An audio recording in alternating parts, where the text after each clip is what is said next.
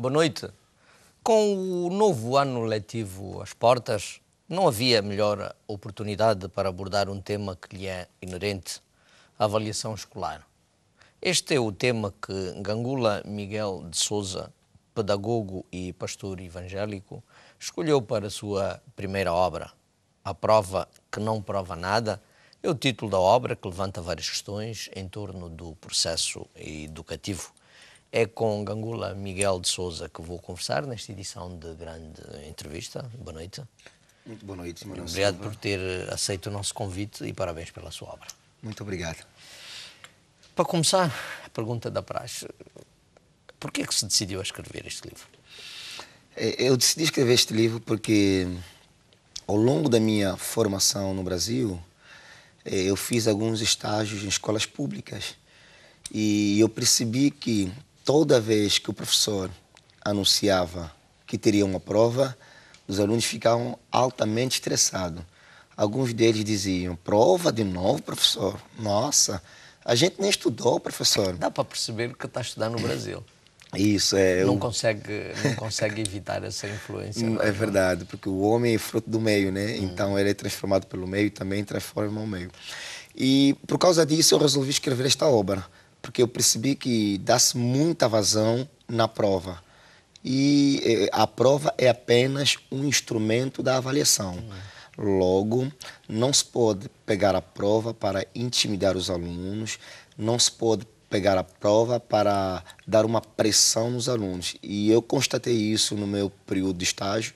Daí, então, aquele desejo de escrever alguma coisa para discutir estas questões. Enquanto estudou em Angola também se confrontou com essa situação, mas em nenhum momento se levantou a oportunidade, ou seja, nunca pensou em nenhum momento, enquanto estudou aqui, digamos, em questionar esse aspecto. Então, eu fiz o meu ensino médio aqui no INE 22 de novembro. Na verdade, eu já me questionava também desses aspectos. Só que o que acontece? Chegando no Brasil, eu tive um incentivo, um estímulo para escrever acerca disso. Nos anos em que eu cá estudei no ensino médio, eu não tinha bases teóricas, eu não tinha um estímulo do professor. E aquilo ficou no meu coração. Chegando no Brasil, constatei... Portanto, isso é um questionamento que já vem consigo de há um tempo. Exatamente. Portanto, só faltou a oportunidade, digamos, o espaço para cair e fazer o seu trabalho. Exatamente. Só faltou esta oportunidade. Portanto, a questão que coloca é que, efetivamente, a prova, afinal de contas, não é o essencial no processo de ensino. Não, porque existem vários instrumentos de avaliação. A prova ela é apenas um instrumento de avaliação. Existe o instrumento de avaliação observação, existe o instrumento da avaliação acompanhamento, existe o instrumento da avaliação trabalho em grupo, apresentação de trabalho, pesquisa. Isso tudo são instrumentos da avaliação. Portanto, o que eu observei na minha pesquisa é que a maior parte dos professores, sem querer generalizar, se pegam mais no instrumento da avaliação prova. Por quê? Veja que a prova ela tem um efeito psicológico muito forte. Há professores que chegam na sala de aula e falam assim: vocês estão fazendo muita bagunça, vocês estão bagunçando muito. Eu quero viver no dia da prova. Eu quero ver no dia da prova. Olha, vem aí a prova. Quer dizer, olha como a prova tem um efeito psicológico muito forte no aluno. E o aluno já sabe que se eu fizer bagunça, se eu fizer algo de errado, no dia da prova eu vou pagar. Logo, a prova ela acaba agindo como um juiz. Qual que é a função do juiz? O juiz tem como função condenar ou absolver. A prova ela condena o aluno quando reprova o aluno e absolve o aluno quando passa de série. Não entendo que no quadro dos diferentes métodos de avaliação que exista, a prova seja, digamos, aquele que em definitivo vai confirmar o nível de conhecimentos, da assimilação por parte do aluno. Portanto, depois de todo o trabalho de acompanhamento, de observação, etc., portanto, há um momento de avaliação, um momento final em que o aluno tem que pôr à prova, afinal de contas, o seu conhecimento. Não, porque ele pode fazer uma cábula. A gente no Brasil fala cola. Ele fazendo a prova, alguém pode mandar uma mensagem com as questões da prova e ele tirar 20. E aquilo não prova, de fato, se ele aprendeu. Agora, é engraçado, quando eu paro e fico pesquisando essas questões, os professores dizem, não, na prova é o momento que, de fato, o aluno tem que mostrar conhecimento. Mas eu diria que não, pelo seguinte, o que eu quero avaliar no meu aluno? Vamos supor que eu quero avaliar no meu aluno a escrita. Eu vou aplicar o instrumento de avaliação prova escrita. Eu quero avaliar no meu aluno a oratória. Eu vou aplicar um instrumento de avaliação trabalho, uma apresentação de trabalho. Então, eu vou explorando o aluno. Agora, não necessariamente eu tenho que usar a prova, porque existe alguns transtornos ou dificuldades do aprendizado, dentre eles a dislexia, descalculia, desortografia, TDAH, transtorno de déficit de atenção. É um aluno que é muito desatento. Eu, professor, quero ver a atenção deste aluno, quero avaliar a atenção deste aluno, eu vou usar um instrumento de avaliação, prova múltipla escolha, aqui nós chamamos, acho que, prova americana. Aí eu vou medir a atenção do aluno. Então, dependendo do que eu quero avaliar nos meus alunos, eu uso um instrumento de avaliação. Mas a pesquisa mostrou que não tem sido assim. A pesquisa mostrou que, normalmente, os nossos professores aqui de Angola, sem querer generalizar, usam mais do instrumento de avaliação prova. E ela tem um efeito psicológico muito forte. Não, mas a prova, digamos, ela é recomendada, quer dizer, ao longo do ano letivo é preciso fazer X provas, o professor, há a prova de professor, há a prova de frequência, há a prova final, etc. Portanto, ele não usa por usar, usa porque faz parte do sistema, não é? Portanto, acho que a questão coloca-se a esse nível. Então, eu diria que ela até pode usar a prova, mas ele tem que usar a prova para ele ter dados de como está o aprendizado do seu aluno. Quando eu aplicar uma prova no meu aluno, eu vou ver onde estão os problemas dele. Se é na escrita, se é na matemática, se é na história. Esta prova ela vai me dar indicativo para que eu, professor, faça uma intervenção. Porque senão vamos cair naquilo. Eu aplico a prova, percebi que o meu aluno está com problema na matemática ou na geografia e eu, professor, não faço intervenção. Eu estou classificando o meu aluno é burro, desculpa a expressão, mas eu, professor, não estou fazendo nada para ele sair desta burrice. Logo, este tipo de prova chama-se uma prova excludente.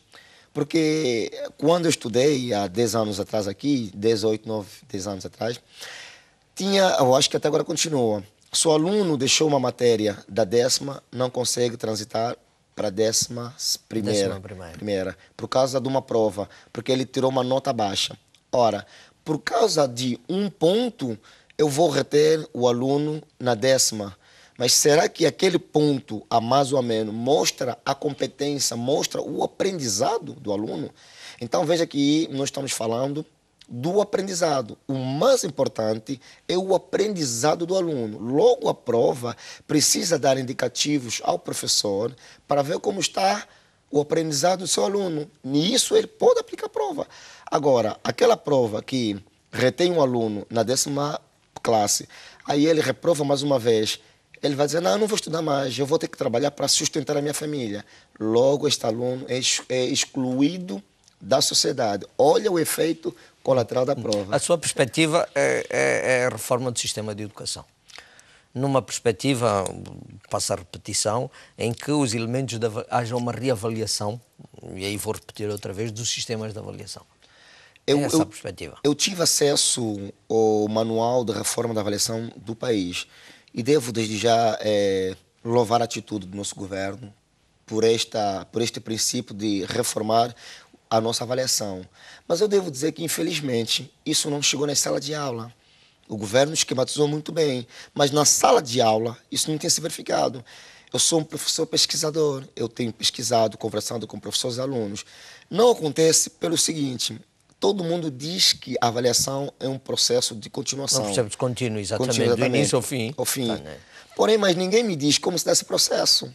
O processo se dá exatamente quando o professor vai fazendo intervenção, quando o professor vai fazendo o acompanhamento, quando o professor vai reorientando... Desculpe só, o Gangula, por exemplo, o Gangula não esteve numa escola durante, digamos, ao longo da sua da elaboração do seu trabalho, não teve numa escola aqui em Angola durante o ano letivo, vamos supor, para efetivamente poder incluir esses elementos e perceber como é que essa avaliação contínua se processa, se efetivamente se cumpre, se executa, em que termos se executa, digamos, para servir também de referência. Não, eu tive cá em março do ano passado, ano retrasado, do ano passado, e tive em algumas escolas públicas, conversei com alguns professores, procurei saber como se dá este processo.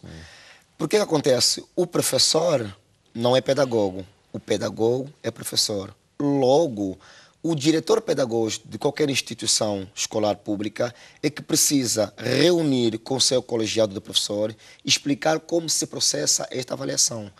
Só que no nosso país, o diretor pedagógico não é pedagogo. Isto é um fato. Ele é um licenciado em outra área. Logo, ele também não tem domínio desta área. O doutor que executou esta reforma sobre a avaliação é uma pessoa muito competente. Os seus não receia que, com toda essa teorização, os seus colegas, digamos, chamem de pretencioso?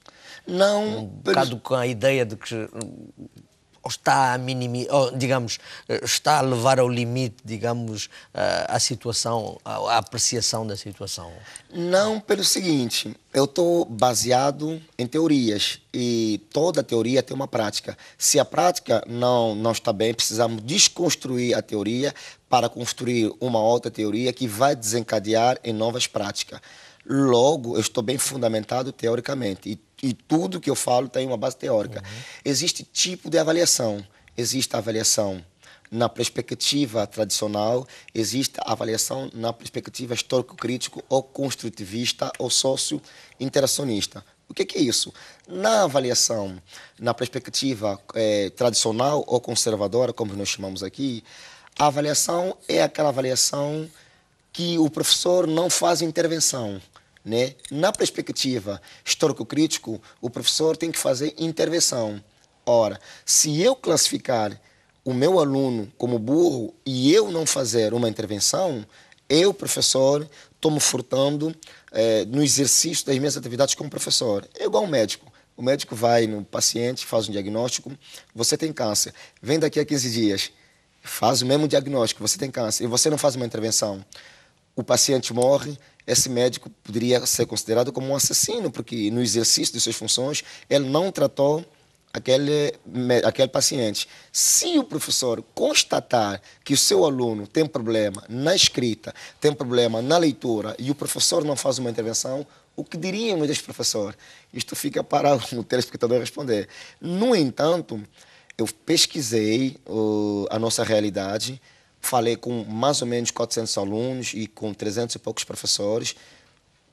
A conclusão dessa pesquisa é que, de fato, tem alunos que são penalizados por causa de uma nota. E essa pesquisa está refletida dos contactos que fez aqui, em algum momento reflete, dá-me a ideia que eu não consegui perceber, honestamente, a presença dessa pesquisa feita aqui localmente. Ela está no livro, tanto que tem umas charges, umas caricaturas que eu falo da nossa realidade. Eu falo isso com toda certeza, porque eu estudei aqui e nós aqui temos uma questão que o professor ele é o dono do saber. Isto não é verdade, a ciência não diz isso. Nós falamos do construtivismo, em que o professor e o aluno vão construindo o conhecimento. Logo, o professor que é autoritário, ele tem dificuldades de passar o conhecimento para os seus alunos. E o aluno, não entendendo os conhecimentos, ele vai se refugiar nas cábulas, ele não entende. E isso que acontece? Os nossos alunos têm problema, se queixam, muitos. Olha, eu estou com uma matéria, estou com uma nota, estou fazendo tal cadeira e tal, e o meu professor ainda não lançou a nota. Eu estive a falar ainda ontem com um aluno, disse, olha, estou esperando a nota que o meu professor vai lançar. O que eu quero chamar aqui a atenção é que dentro desse tipo de avaliação, precisamos olhar para o aluno. Nós precisamos que os nossos alunos aprendam. E o professor é corresponsável do aprendizado dos nossos alunos. Mas claro que isto é um problema que passa pela nossa política, desde a formação do professor. Mas, ainda assim, se o professor é mal pago, isto é um problema que ele depois tem que reunir no Simprof, mas aquilo que ele se propôs a fazer, que é ensinar, ele tem que fazer e bem feito. Portanto, não deve abdicar desse compromisso. Não é? Comênios, o pai da didática magna, Comênios escreveu no século XVII, a máxima dele é: devemos ensinar tudo a todos. E uma das coisas que o ser humano deve ter no seu âmago é o ensinar. Isto, naturalmente, passa pela escola, pelos nossos professores.